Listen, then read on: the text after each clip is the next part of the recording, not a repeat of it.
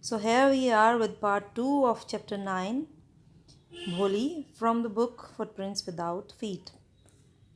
Before this, we have read that Nambardar Ramlal had 7 children, 3 sons and 4 daughters, and the character, the protagonist of our story, Bholi, was the youngest of all.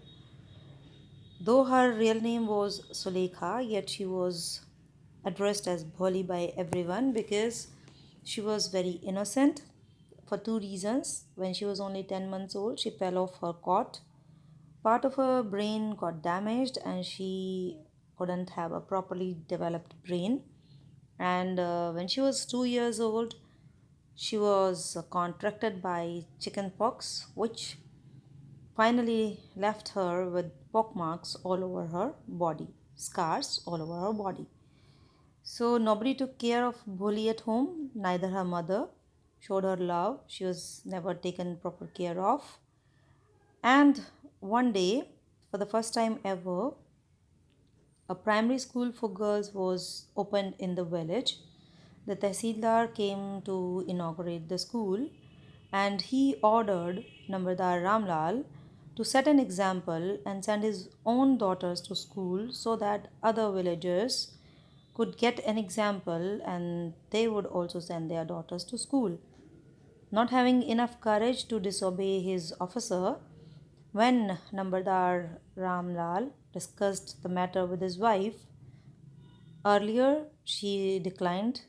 Later on, she suggested that they could send Bholi to school because otherwise, also, she never cared about her. And she thought, why not the teachers take care of her? So, before taking to school, Nambardar Ramlal, in order to save his reputation, asked his wife to give Bholi a proper bath and give her nice, neat, and clean clothes and her hair to be combed. So this time, Bholi began to believe that she was being taken to a place better than home and she was happy to go to school. When they reached the school, the children were already in their classrooms. Ramlal handed over his daughter to the headmistress. Some students already had sought admission in the school, so when they reached there, they were already there. And Nambardar Ramlal, after doing the formalities, he handed over his daughter's hand to the headmistress of the school because Bholi had never been away from her home, and when she was left alone, the poor girl looked about her with fear laden eyes. She was looking here and there with her eyes full of fear of uncertainty. When she looked in the other rooms, there were several rooms, and in each room, girls like her squatted on mats, reading from books or writing on slates. She saw there were so many girls in the school who were squatting on mats. Squatting means sitting with your knees folded, and they were reading from the books or they were writing something on the slates.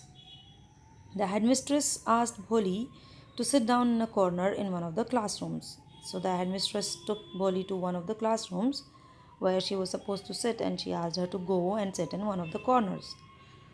Bholi did not know what exactly a school was like and what happened there, but she was glad to find so many girls almost of her own age present there because up till now in her life she had never had actually real friends. So one thing that made her happy was, so Bholi did not know anything about school, but one thing that made her happy was that probably she would be finding a good friend for herself. She hoped that one of these girls might become her friend. And the lady teacher who was in the class was saying something to the girls, but Bhuli could not understand anything because she did not know what the teacher was talking about. She looked at the pictures on the wall because on all the walls of the room, certain pictures were painted. She looked at the pictures on the wall, the colors fascinated her. They were appealing colors. The horse was brown, just like the horse on which the Tehsildar had come to visit their village. So Bholi could easily associate pictures with the real creatures that she had seen in her life. It means she was not that a gone case. It means that she was not that much mentally derailed as people used to think about her, because she could correlate the pictures to the real animals and to the real creatures that she had seen in her life. The goat was black, like the goat of their neighbor. In their neighborhood, somebody had a pet goat, and the goat was also black color, so she was happy that actual goat has been painted here. And the parrot was green, like the parrot she had seen in the mango orchard. So it means she had a recognition of all the animals and birds. She was not that bad at memorizing the things. And the cow was just like their Lakshmi, which had been sold a few days ago. And suddenly, Bholi noticed that the teacher was standing by her side, smiling at her. After giving certain work to other students, the teacher came to take care of the new student.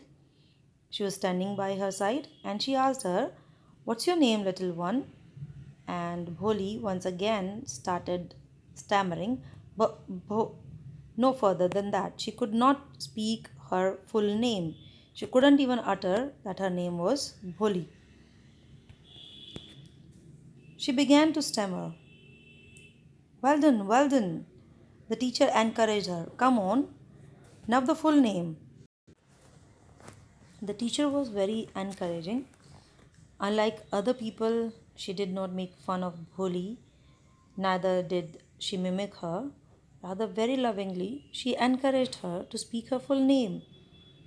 Then, Bholi, out of embarrassment, started crying, and tears flowed from her eyes in a helpless flood. She kept her head down as she sat in her corner, not daring to look up at the girls who she knew were still laughing at her, because she had been given this kind of treatment till now by everybody. Most of the time she had been at her home, and if she went out to play with the children, they also used to laugh at her when she used to stammer. So she thought, if she is not able to utter her full name, the girls in the class would be laughing at her. So just thinking all these circumstances on her own, she already started crying. She was feeling very helpless and she did not even look up.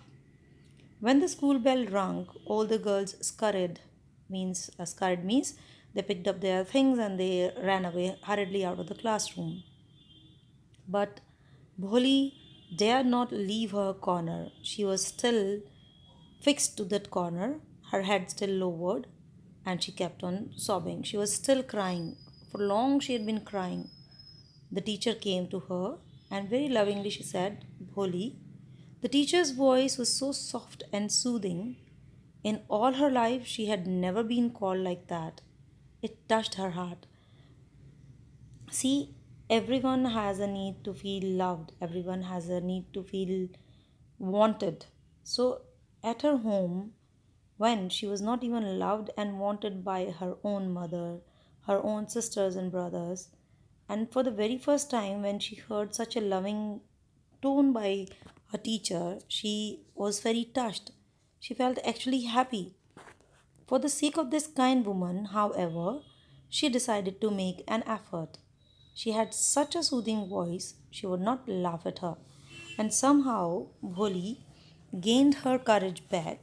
She thought that my teacher, is a very kind woman, and if I speak, I know that she would not make fun of me, she would not laugh at me, and so she wanted to finally make an effort of speaking properly for the sake of her teacher. And then she again tried Bholi, and at last she was able to say it and felt relieved. She felt very happy, as if it was a great achievement. Just see, just uttering her own name became a matter of great achievement for this little child, because when proper care and proper encouragement is given to anyone, even the slow learners can pick up. Same happened with Bholi. "Well done," the teacher patted her affectionately and said, "Put the fear out of your heart and you will be able to speak like everyone else." The teacher by now had understood. It was her fear, it was the sense of inferiority, it was her embarrassment that was stopping her from being confident and speaking up properly. So the teacher encouraged her very lovingly and advised Bholi not to be afraid of anyone. She said, "Put the fear out of your heart, and one day you will be able to speak like everyone else." Bholi looked up as if to ask, "Really?"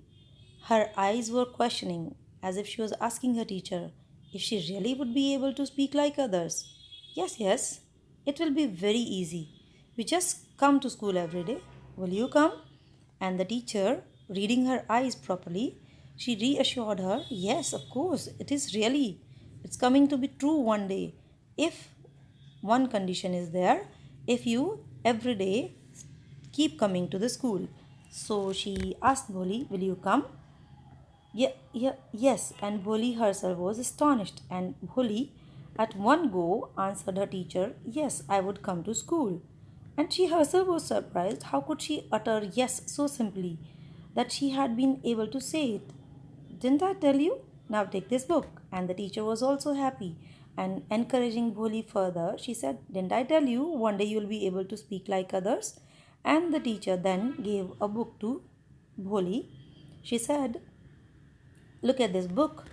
This is full of nice pictures, and the pictures were in color: dog, cat, goat, horse, parrot, tiger, and a cow, just like Lakshmi. And with every picture was a word in big black letters. It was a picture book of alphabets." So the teacher further said, "In 1 month, you'll be able to read this book. Then I'll give you a bigger book, then a still bigger one, and in time, you will be more learned than anyone else in the village." So, see the magic of encouragement, see the magic of kind and compassionate words, which gave such a confidence to this little girl that within a day she was trying to overcome her inconfidence. Then the teacher said, "Then no one will ever be able to laugh at you. People will listen to you with respect, and you'll be able to speak without the slightest stammer." So the teacher was instilling this feeling of confidence in this little girl. Understand? "Now go home and come back early tomorrow morning." So the teacher, after giving her enough love and enough encouragement, asked her to go home at that time and again advised her to come back tomorrow, the next day, early morning. That day, Bholi felt as if suddenly all the bells in the village temple were ringing and the trees in front of the schoolhouse had blossomed into big red flowers. All this is her imagination. She was feeling ecstatic, she was feeling extremely happy that somebody was talking to her so nicely, so gently, so lovingly. Her heart was throbbing with a new hope and a new life. This happens when you get right person who comes to your life to give you enough encouragement. So this was the miracle of encouragement that was happening to her. And this is how the years passed by, one year after another, and life kept on going on. The village became a small town, and the little primary school became a high school. There were now a cinema under a tin shed and a cotton ginning. Ginning means when raw cotton is separated from its seeds. So a raw cotton mill, cotton ginning mill was also set up in the village. The mail train began to stop at their railway station. So progress, advancement was taking place, time was passing. One night after dinner, Ramlal said to his wife, "Then, shall I accept Bishambhar's proposal?" So one night, Ramlal, Bholi's father, he said to his wife, he had got a proposal for Bholi's marriage from a person named Bishambhar. So he asked his wife, "Shall I accept Bishambhar's proposal?" "Yes, certainly," his wife said. "Bholi will be lucky to get such a well to do bridegroom." She said, "Why not? You shall accept the offer because Bholi is finally going to be a very lucky girl who has got an prospective bridegroom in Bishambar, who is a big shop owner, who has a big shop, a house of his own, and I hear several thousand in the bank. So, this was the merit on the basis of which a mother was ready to give away the hand of her daughter to some person. That he had a big shop, he had a house of his own, and he had several thousand rupees in the bank. Moreover, he is not asking for any dowry. And the best thing was that this person, Bishambar, was not asking for any dowry from them. Ramlal said, "That's right, but he is not so young, almost the same age as I am, and he also limps."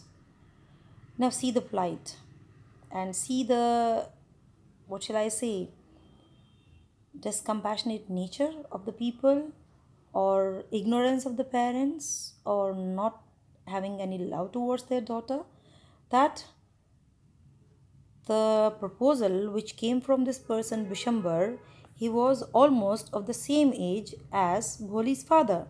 So Bishambar, Ramlal said, that is right that he has a shop and has a house and some thousand rupees in the bank, but he is not young. He is same age of mine, and he also limps, means his one leg is not properly working. Moreover, he had children from his first wife and they were also quite grown up. But Bholi's mother said, "So, what does it matter?" He said, "How does it matter? It's okay if he is not so young. 45 or 50, it's no great age for a man." This was applied that women could not think about anything else than getting married. So the mother said, "Hardly matters if he is 45 years or 50 years old. That's not a big age, that's not a great age for a man." And she said, "We are lucky that he is from another village and doesn't know about her pockmarks and her lack of sense." What relieved her was that this person, Bishambar, belonged to some neighboring village and he hardly knew anything about Bholi's pockmarks on her face and body, and that Bholi did not have any sense. So she was happy that the person doesn't know anything about Bholi. And she said to her husband, if we do not accept this proposal, she may remain unmarried all her life.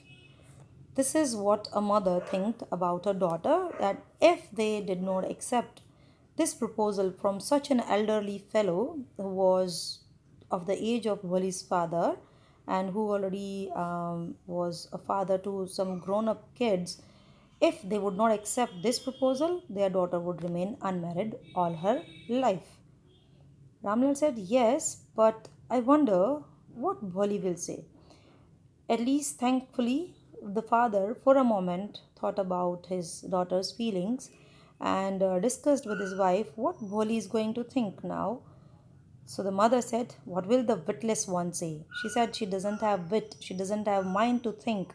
So what is she going to say? She's like a dumb cow. She's like a cow who is tethered to one place and who is only asked to do whatever she is supposed to do. So Boli is not going to say anything, she doesn't have any say.